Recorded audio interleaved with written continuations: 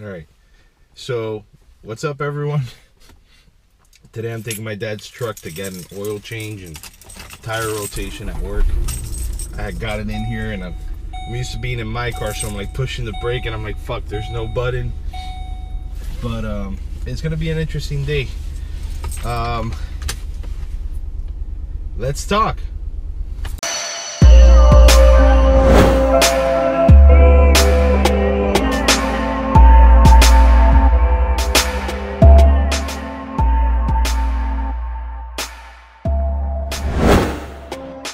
Not sure how the angle's working. I hope it's working okay. As I just said, today I'm in my dad's trusty Ford Explorer Sport Track. Yeah, it's a little dirty. My dad's a welding fabricator by trade. I'm gonna adjust this. I think that should be okay. Soon to retire. I'm very grateful for everything that he's done for our family over the years. And you know, on weekends,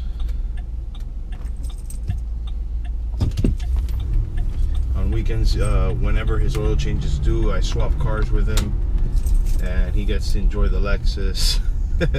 And I get to take his truck in to keep getting serviced. But I really don't have much to talk about. It's been an interesting couple days, couple weeks.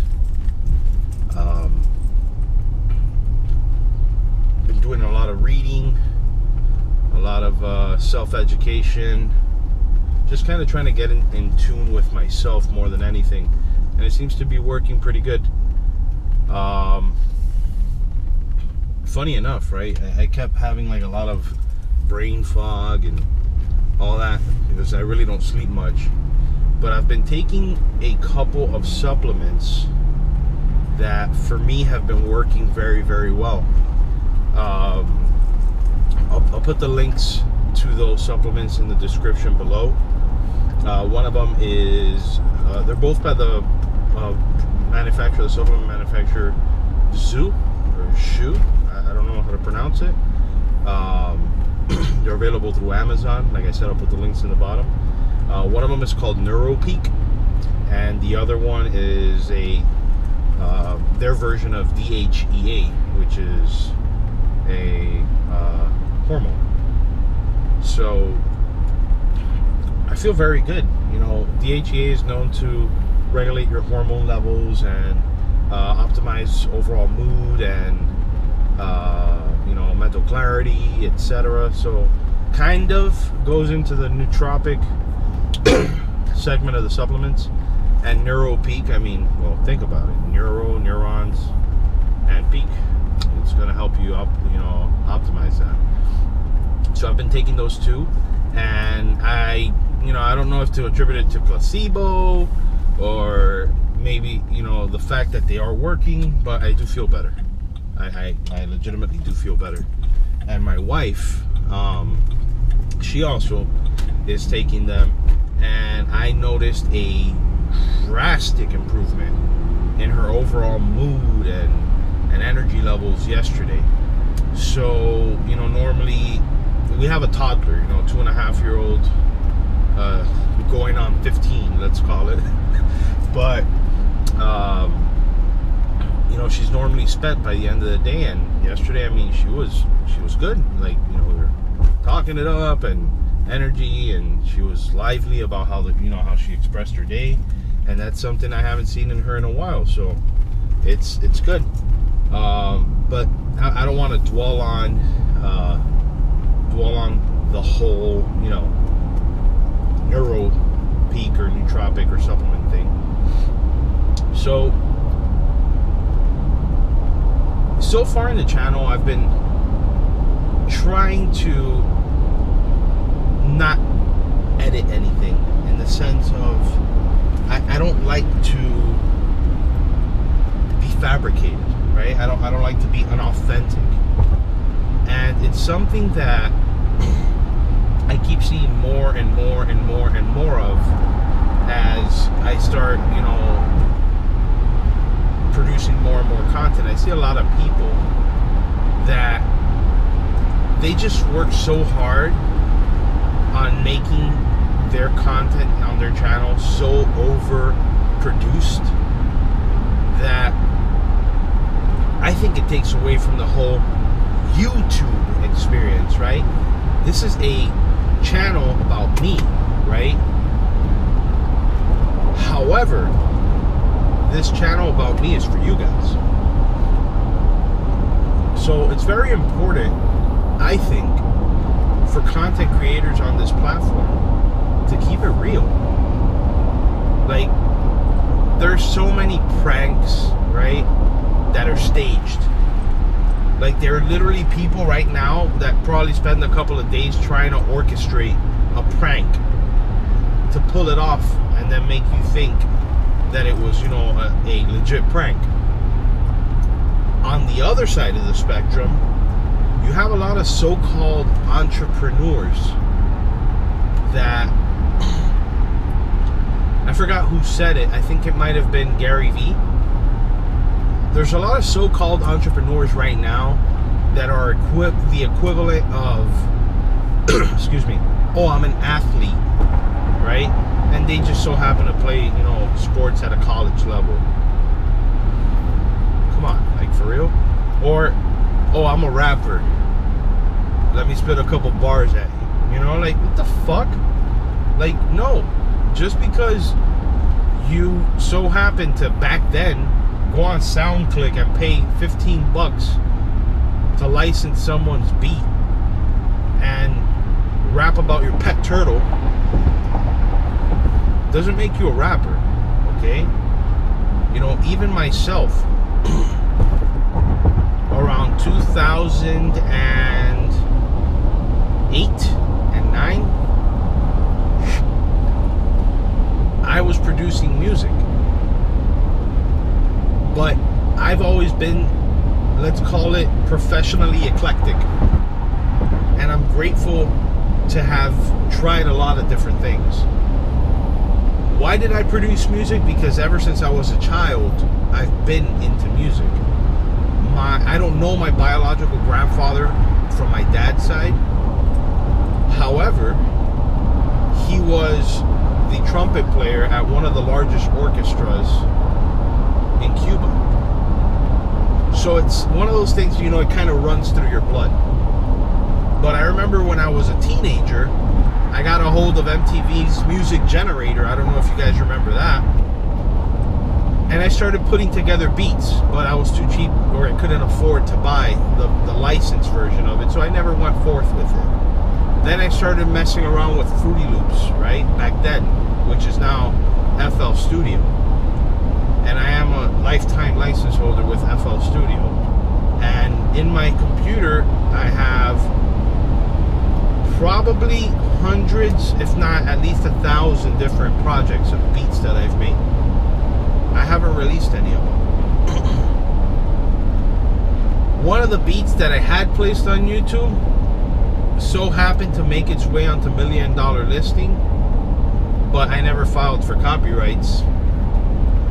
And I don't even remember what episode it was, so I never even followed up with it.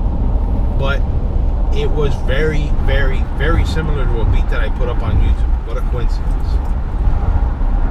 But shit happens. Like, I'm used to people trying to take my shit, you know.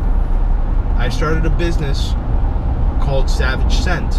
The website's still up. I've put a hiatus on it because I got sick last year and I didn't have excuse me, it's a very time-consuming business. I used to do all the products by hand, and it was just very draining to me and to my family. So I put everything's out of stock. I'm trying to figure out, you know, if I could outsource the fulfillment aspect of that to get it back on the road.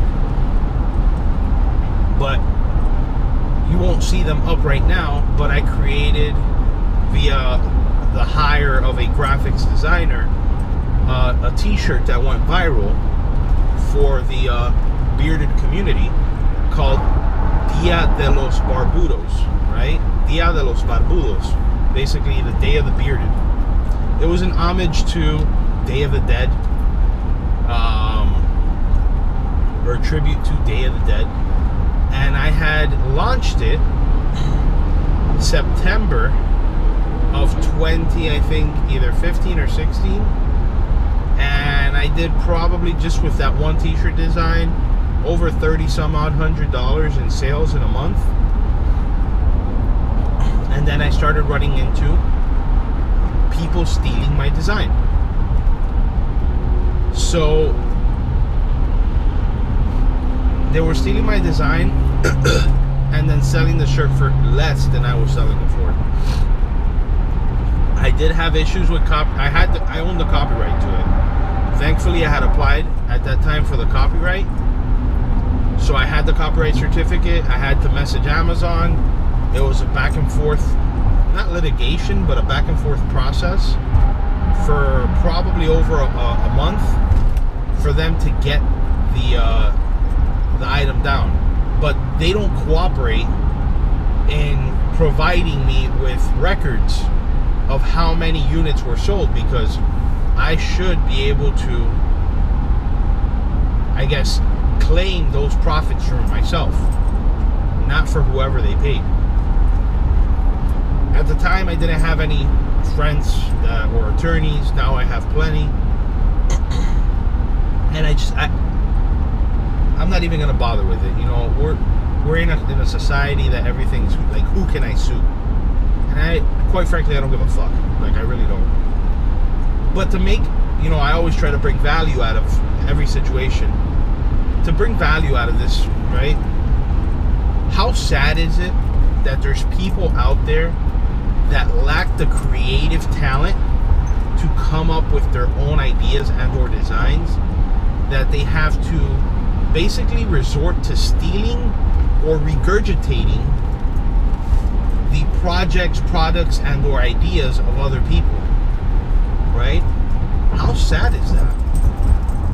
See, there was a group of people that I met with about 2 years ago. Sat down with them for dinner, and they had the audacity to say that, you know, they had to be careful with who they did business because they've been screwed over before. And I told them, listen here, anybody who's anybody right now has been screwed over at least once or twice in their life. That's because you're getting recognized, right? But look how funny, right? Look how funny this is. How hypocritical. I was kind of naive at the time. This was before I really went in on my... Actually, I think it was maybe 3 years. About to be 3 years. Very naive in the sense that I didn't put any contract, any retainer, any nothing. I just kind of wung it, right? Put together a business plan, marketing strategy, everything.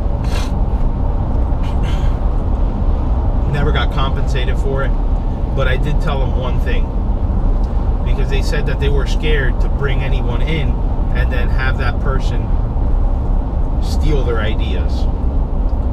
And I said, what do you think can happen to me right now? Excuse me.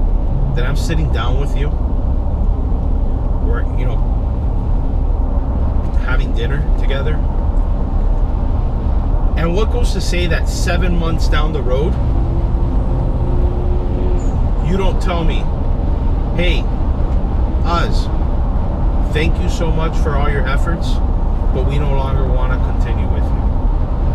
I basically already orchestrated their agenda for the next X amount of, you know, months or years. But here's the difference, right? I'm the fucking pilot. Think about that. If they have to continue to do that with other people,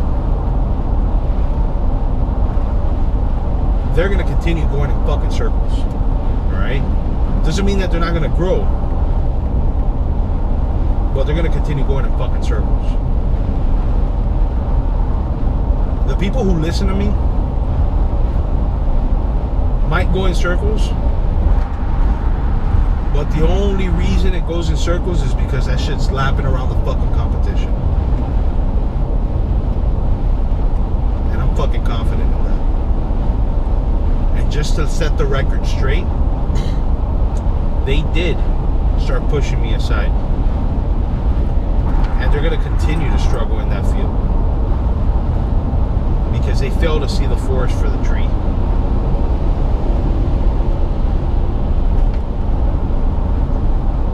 So, you see,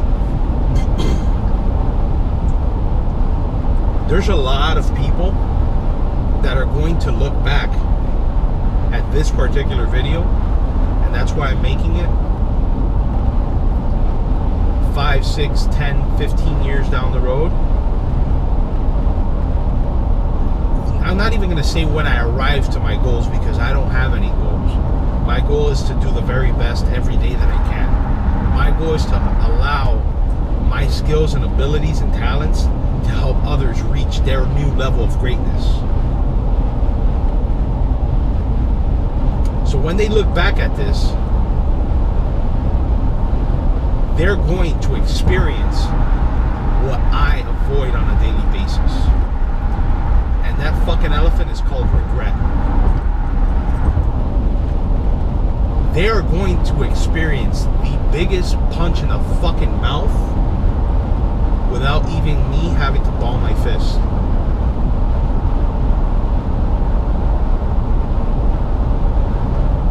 They're going to experience remorse, resentment, and regret. Notice that the 3 words that all start with R.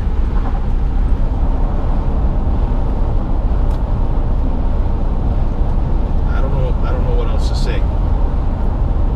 But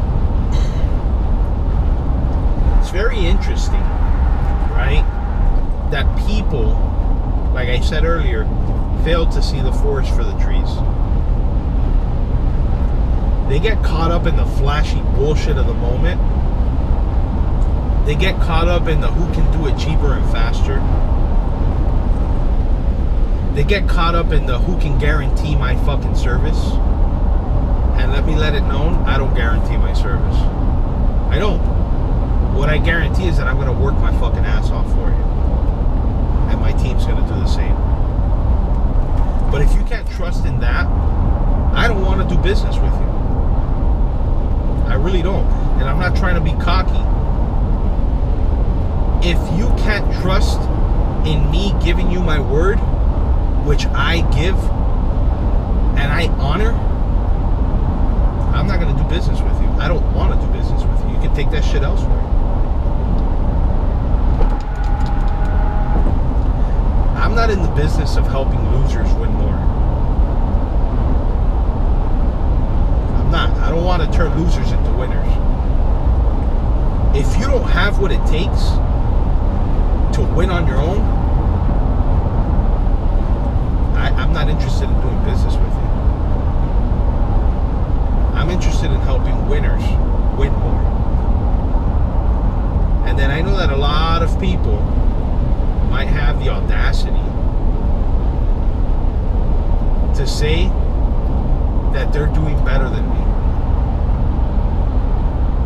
I'm willing to say you're not.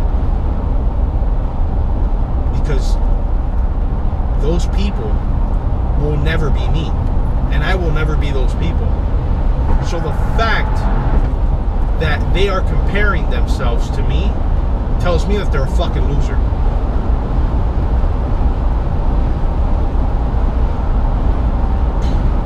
Think about that.